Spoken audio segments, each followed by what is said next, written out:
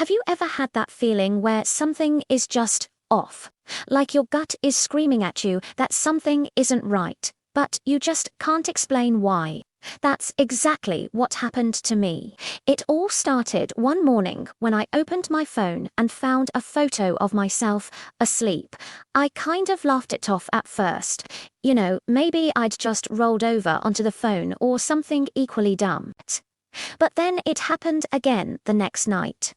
And the night after that, always at the same time, 3:17 a.m. Now, here's the really weird part. I live completely alone. No roommates, no pets, nothing.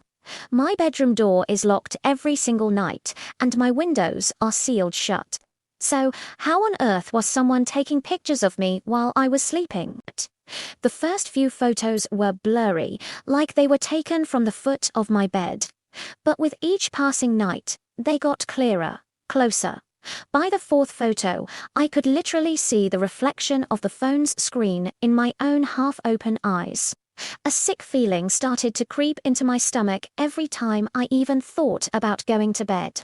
So I did what anyone would do. I set up a security camera. Just a cheap one from Amazon, pointed straight at my bedroom door. The next morning, I couldn't wait to check the footage, but there was nothing. No one came in or out. But right at the exact moment the photo was taken, the camera glitched out. 10 seconds of pure static, and then it came back on like nothing had happened. At this point, I was barely sleeping. I'd wake up drenched in sweat, just staring at the shadows in my room, waiting for something to move. And every single morning, another photo would be on my phone. I decided I had to go all in. I hid a second, tiny camera behind some books on my shelf, aimed directly at my bed. I was going to catch whoever or whatever was doing this. That night, I barely slept. I just laid there, pretending, my heart pounding in my chest. Just waiting for 3:17 a.m.